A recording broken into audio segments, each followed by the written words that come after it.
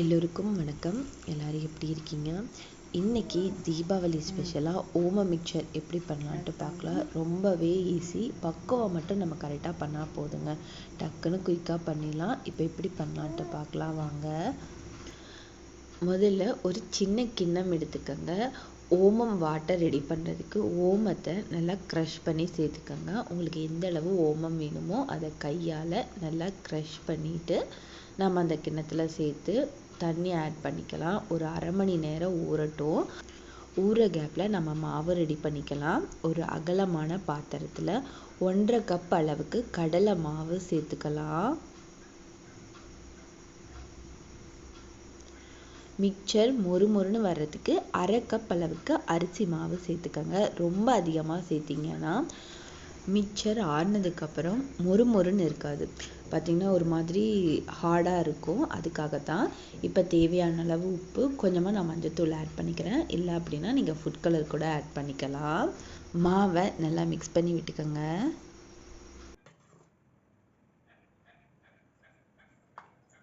நான் ஒரு குழிக்கரண்டி அளவு எண்ணெயை நல்லா சூடு பண்ணி இது கூட சேர்த்துக்கிறேன். இதுவுமே மொறுமொறுன்னு வர்றதுக்கு ஹெல்ப் பண்ணும். அதுக்காகத்தான். சூடான எண்ணெய்ங்கிறதுனால நம்ம ஸ்பூன் வச்சு ஃபஸ்ட்டு மிக்ஸ் பண்ணிக்கிறோம். ஊற வச்சிருக்க ஓம வாட்டரை சல்லடையால் வடித்து சேர்த்துக்கிறேன். ஓம வாட்டர் சேர்த்துனதுமே நல்லா கையால் பிணைஞ்சு விடுங்க. அப்பப்போ லைட்டாக தண்ணி தெளித்து மாவை பிணைஞ்சு விடுங்க. உப்பு பத்தலைனாலும் செக் பண்ணிவிட்டு உப்பு போட்டுக்கோங்க. பாருங்கள், இந்த பதத்துக்கு இருந்தால் போதும். அரிசி மாவு பதத்தை விட லைட்டாக ஈரமாக இருக்கணும். இப்படி தொட்டாலே நல்லா சாஃப்டாக இருக்கணும். அது ஓரமாக வச்சுட்டு இப்போ நம்ம முறுக்கு பிழியிற தட்டுலலாம் நம்ம எண்ணெய் தடவி வச்சுக்கலாம்.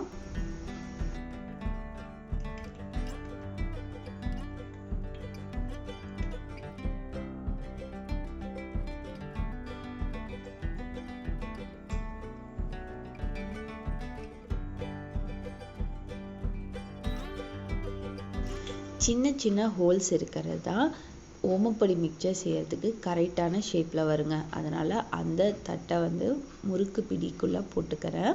இப்போ மாவு ஒரு பெரிய உருண்டையாக உருட்டி முறுக்கு பிடிக்கிறதுக்குள்ளே சேர்த்துக்கிறேன். இப்போ நம்ம க்ளோஸ் பண்ணிக்கலாம்.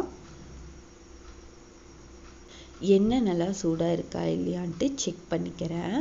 இப்போ பாருங்கள், நான் ஒரு மாவு போட்டிருக்கேன். அது நல்லாவே மேலே எந்திரிச்சு வந்திருக்கு. இப்போ நம்ம பிழிஞ்சு விட்டுக்கலாம் ஓமப்பொடி மிக்சருக்கு. நாம் எண்ணெயில் ஓமப்பொடி மிக்சர் பிழிஞ்சு விடும்போது பார்த்து பக்குவமாக பண்ணணுங்க. நம்ம எண்ணெயில் பிழிஞ்சு விடும்போது அந்த சூடு நம்ம கைக்கு தான் வரும். பார்த்து பொறுமையாக பண்ணணும். பாருங்கள், ஒரு சைடு நல்லாவே வெந்துருச்சு. இப்போ அடுத்த சைடு திருப்பி போட்டுக்கிறேன். எண்ணெயோட கொதிப்பெல்லாம் ஓரளவுக்கு அடங்குனதுமே நம்ம எடுத்து வச்சுக்கலாம். அவ்வளோதான், நமக்கு ஓமப்பொடி மிக்சர் ரெடி ஆயிடுச்சு. இதே மாதிரி மற்றது எல்லாத்தையுமே நான் போட்டு எடுத்துக்கிறேன். நீங்கள் கவனமாக இருக்க வேண்டியது, எண்ணெயில் பிழியும் போது பார்த்து பிழிங்க. ஏன்னா எண்ணெயில் இருக்க சூடு நம்ம கைக்கு தான் வரும்.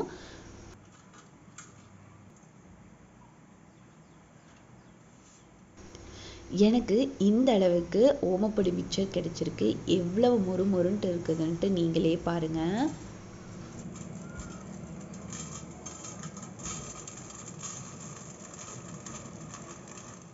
லைட்டாக கையால் க்ரஷ் பண்ணாலே போதுங்க.